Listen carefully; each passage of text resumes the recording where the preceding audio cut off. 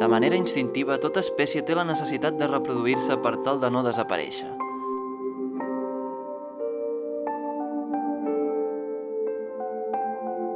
La història del nostre planeta és plena d'exemples de l'extinció d'éssers vius, com és el cas dels dinosaures.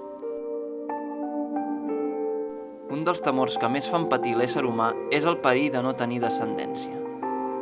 L'alimentació, l'exposició constant a riscos medioambientals i el sedentarisme contribueixen de manera directa a la proliferació de l'esterilitat.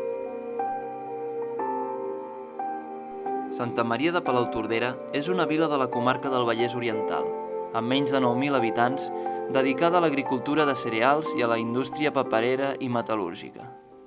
Alguns homes de Palautordera van començar a patir esterilitat l'hivern del 2007 i els més supersticiosos ho van associar a una antiga llegenda popular. Doncs el senyor de Montclús, que era l'amo de totes les terres de la zona d'aquesta part de la vall del Montseny, doncs bàsicament tenia un problema i és que no podia tenir fills.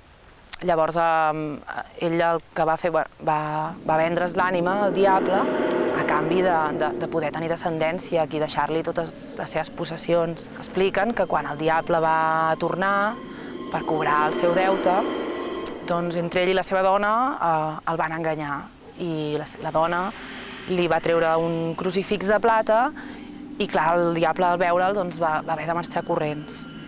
I diguéssim que aquest deute va quedar sense cobrar-se.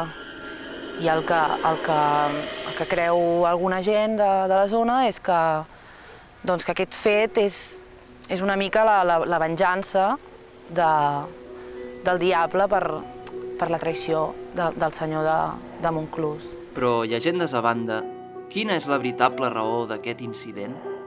L'han agafat pels ous, no ens hem tornat mal parlats, sinó que ens referim al mosquit tigre de qui han trobat ous a Lloret i l'Alt Empordà. Torna a més llocs i en major nombre perquè les colònies van proliferant i cada vegada hi ha més individus d'aquesta espècie a Catalunya. Aquest molest insecte va arribar des de l'Àsia el 2004. Aprofita els racons amb aigua estancada. S'ha anat instal·lant a diverses comarques i ja se'n troben larves a 47 municipis. A mí me han vuelto loca, hija mía. Bueno, ya lo habéis visto, las piernas como las tengo, todo. Com estoy, llena de picades. Ara els tècnics començaran a fumigar les zones on s'ha localitzat per erradicar-lo definitivament. Bueno, va ser fa un any just, vam fer una festa a casa, una barbacoa amb els amics. Vaig anar a buscar les bosses de carbó just al costat de la bassa i a l'acotar-me, a l'agafar-ho, vaig notar com una fiblada més forta de lo normal. La farmacèutica local va rebre els primers afectats. No, en massa, va ser això el que ens va impactar més, no? Va ser de cop i tots els dies, molta gent. Vam anar primer a la farmàcia, em van receptar una pomadeta, però clar, te n'adones que la pomada no serveix per res, que al cap i a la fi era una pomada per picades habituals i jo me n'adonava que allò que tenia no era normal. No va servir de res. És més, és que en segons quins casos era pitjor. I, per exemple, amb les dones sí que sorgia efecte a la pomada. En canvi, amb els homes, res, tornaven i que no hi havia manera que funcionés. L'opció va ser derivar-los a urgències, que anessin al metge perquè no era normal. L'estiu del 2007 vam rebre una sèrie de malalts que havien patit picades similars o semblants a les produïdes pel mosquit tigre. Unes hores després, aquests malalts van presentar un quadre clínic caracteritzat per la presència de febre molt elevada i diarrees importants. Bé, eren varis. Malestar general, això obvi perquè realment no es podia estar tot el dia vòmits, dolor escrotal, mal de caps, etc. Havia pres pastilles per mal de cap, per tot, jo veia que allò no passava. Al principi pensava, pot ser una grip o pot ser... Com que passava tot el poble, hi havia una passa generalitzada, podies pensar que també eren d'altres companys, a més ens trucàvem, no? Era com, escolta, això què et passa, tal? Però al cap i a la fi no va servir per res.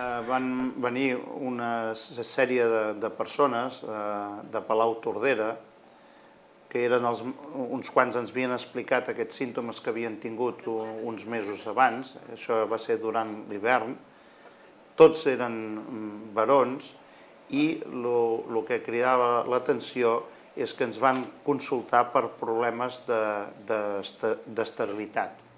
Malgrat que alguns pacients ja tenien fills, no es van adonar del problema fins que ho van tornar a intentar. A més, tinc un fill, vull dir que espero que... Suposo que en aquest sentit no hauria de saber-ho, no? No crec que... No. Que fins llavors no havia tingut cap problema. I ens vam donar compte que els malalts seguien tenint una temperatura corporal una mica elevada, o sigui, tenien una febreta. Vam arribar a la conclusió que aquest problema estava relacionat amb la presència d'una bactèria termòfila.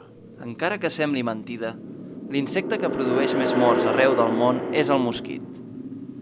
Pot arribar a transportar malalties com el paludisme, la febre groga o la malaltia del son. El mosquit tigre, cada vegada més extès al nostre país, pot suposar una greu amenaça? De fet, està extès per tota Catalunya. I de fet també bastant extès per Europa. El que no es coneixien són casos patògens, que transmetés malalties mitjançant bacteris. Es va iniciar un procés d'investigació a la zona per determinar la relació que hi havia entre la picada del mosquit i els símptomes que patien els homes de Palau-Tordera.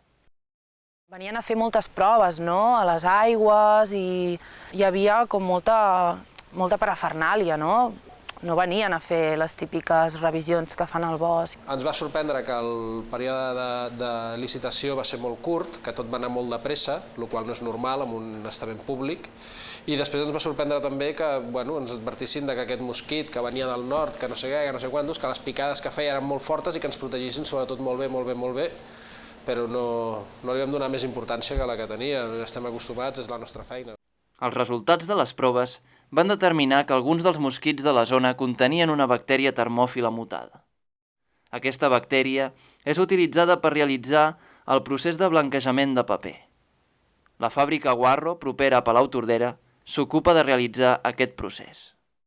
Quan els mosquits transporten bactèries, sol ser en les seves glàndules salivals, perquè, lògicament, al ser líquid, doncs s'hi senten molt bé els bacteris i s'hi desenvolupen i s'hi reprodueixen allà molt bé.